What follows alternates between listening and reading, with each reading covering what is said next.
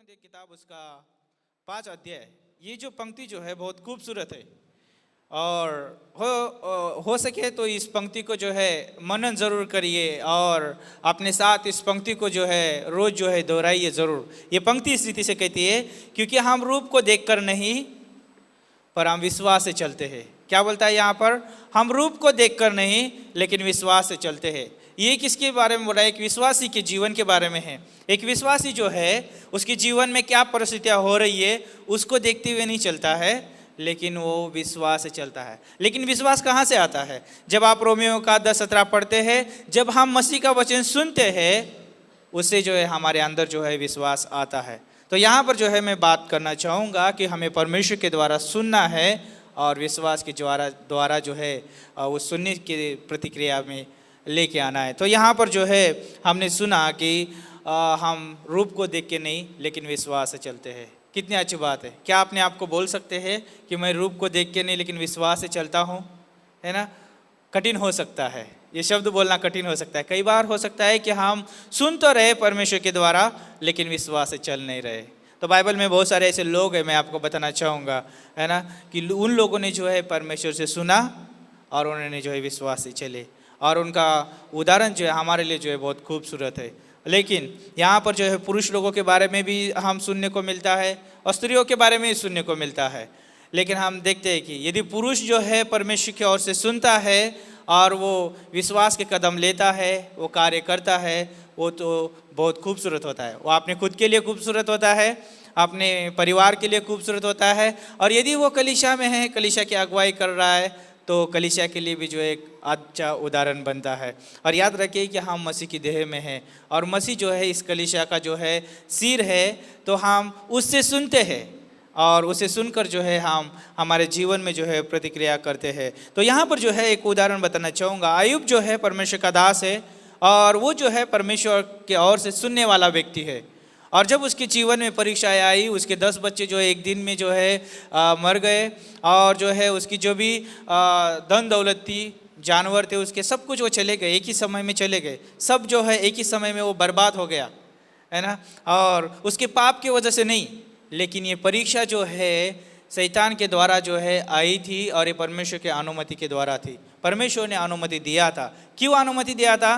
क्योंकि चाहता था, परमेश्वर ने जो है अय्यूब की तारीफ की। जब आप पहला अध्याय पहली पंक्ति पढ़ते हैं तो बोलता है कि अय्यूब जो है भय मानने वाला व्यक्ति है और उसकी जैसा जो इस दुनिया में कोई नहीं है। भय का मतलब है कि परमेश्वर का आदर करने वाला। जब परमेश्वर से हम सुनते हैं तब हम परमेश्वर का आदर कर पाते हैं। जब हम परमेश्वर से नहीं सुनेंगे, उसके वचन को हम ग्रहण नहीं करेंगे, तो हम परमेश्वर का आदर नहीं कर पाएंगे।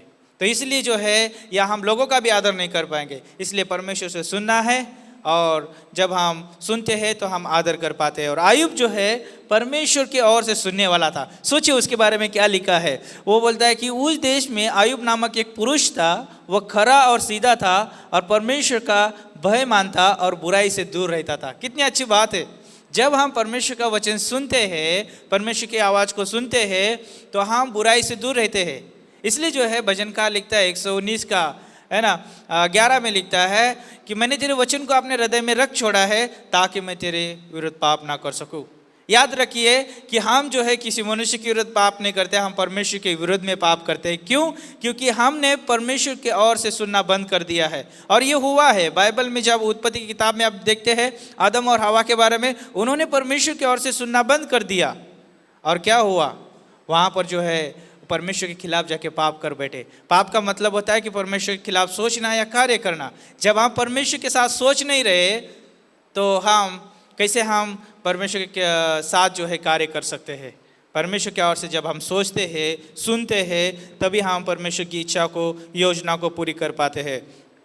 और यहाँ पर जो है अय्यूब जो है सिर्फ एक बार नहीं, परमेश्वर ने जो है पहले अध्याय में, दूसरे अध्याय में 3 बार जो है परमेश्वर ने जो अय्यूब के बारे में कहा है कि वो मेरा भय मानने वाला व्यक्ति है, बुराई से दूर रहने वाला है, सीधा है, वो खराई पे चलने वाला व्यक्ति है ना। अय्यूब का पहला अध्याय पहली पंक्ति में लिखा है, अय्यूब का पहला अध्याय 8 पंक्ति में और अय्यूब का दूसरा अध्याय 3 पंक्ति में। और ये दोनों अध्याय में उसके जीवन में परीक्षा चल रही है। सोचो कि उसके जीवन में परीक्षा चल रही है। पहले उसकी धन दौलत चली गई, दूसरे अध्याय में उसका पूरा स्वास्थ्य जो है, उसकी अच्छी हेल्थ जो है वो चली गई।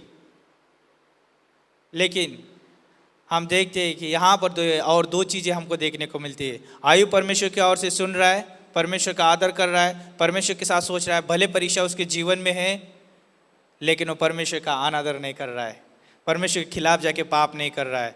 शैतान की यही इच्छा थी कि वो परमेश्वर की जो है उसके परमेश्वर का इनकार करे या परमेश्वर के खिलाफ जाके उसको कुछ बोले या उसको शाप दे, ये शैतान की इच्छा थी। और आयुब ने ये नहीं किया क्योंकि वो परमेश्वर की ओर से सुन रहा था। परमेश्वर की ओर जो सुनने वाला व्यक्ति होता है वो परमेश्वर का आदर करता है, विश्वास में बढ़ता है, वो विश्वास में बहुत मजबूत था। लेकिन उसकी स्त्री जो है परमेश्वर की ओर से नहीं सोच रही है, वो स्वाभाविक दृष्टि से देख रही है। हाँ, उसके 10 बच्चे मर चुके हैं, उसके जीवन में विपत्ति है, इस समय समस्या है, लेकिन वो स्वाभाविक दृष्टि से सोच रही है और आयुब को बोलती है तू अब तक खराई पे बना है, परमेश्वर की निंदा कर, चाहे मरना है तो मर जा। सोचो कितनी कठिन बात है। एक पुरुष जब परमेश्वर की ओर से सोचता है वो विश्वास में बना रहता है, परमेश्वर का आदर करना कभी भूलता नहीं, चाहे उसके जीवन में कितनी भी कठिन परिस्थितियां हो। जो एक स्त्री जब परमेश्वर की ओर से नहीं सोचती है, स्वाभाविक रीति से सोचती है, वो परमेश्वर के खिलाफ बात करेगी, अपने कवरिंग के खिलाफ बात करेगी और हो सकता है कि वो जो है हानिकारक हो सकता है। एक उदाहरण बताना चाहूँगा और एक, जब हम देखते हैं बाइबल में लूत के बारे में, लूत परमेश्वर की दृष्टि से नहीं देख रहा है, परमेश्वर की ओर से सोच नहीं रहा है, सदम और गोमरा में गया, वहाँ पे कुछ परमेश्वर के साथ कनेक्शन नहीं है, वहाँ पर जो है कोई विश्वास में बढ़ने की बात नहीं है, वहाँ पर सुंदर हरियाली दिख रही है, दृष्टि में अच्छा दिख रहा है, लेकिन खुद बढ़ नहीं रहा है, ना परिवार को बढ़ा रहा है। और हम अंत में देखते हैं उसने भी कोई परमेश्वर का भय नहीं रखा और ना ही परमेश्वर के साथ समय बिताया, ना ही परमेश्वर के लिए जो है एक अच्छा उदाहरण बना।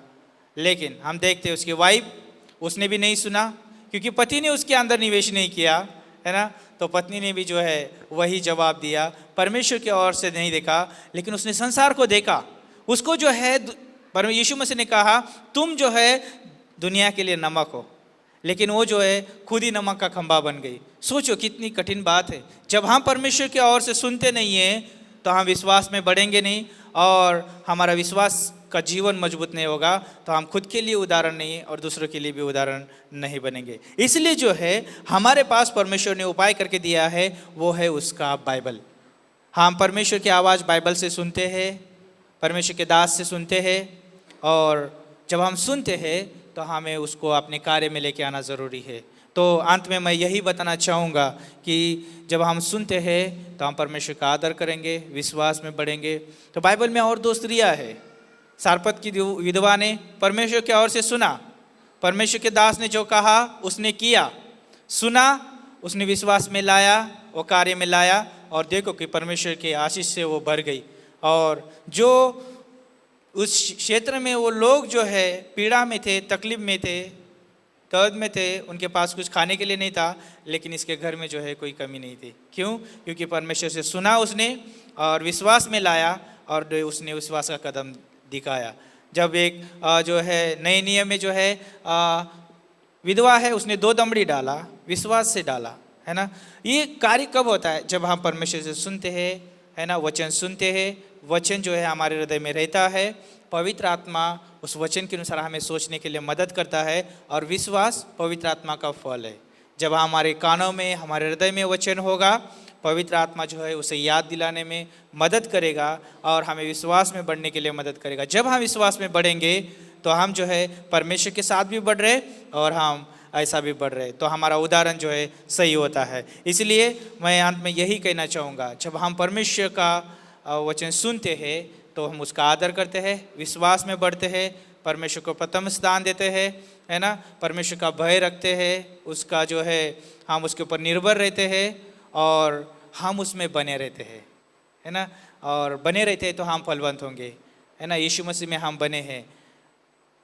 इसके यूहन्ना का 15 में लिखा है कि वो डालिया है, वो दाखलता है और हम उसकी डालिया है, और डालिया जो है जब दाखलता में बनी है तो वो जो है फल लेके आ सकती है। जब हम यीशु मसीह की ओर से आवाज़ सुन रहे तभी हम जो है फलवंत हो सकते हैं, है ना। तो हमें इसलिए सुनना है ताकि मैं फलवंत हूँ। तो हमारे लिए उपाय है बाइबल कॉलेज। कितने लोग बाइबल कॉलेज करना चाहेंगे, है ना। आप हाथ मत उड़ाइए, लेकिन आप प्रार्थना करिए, आज निर्णय लीजिए कि बाइबल कॉलेज हमारे लिए उपाय है ना, ताकि परमेश्वर की हम आवाज़ गहराई से सुन सके और उसमें बढ़ सके।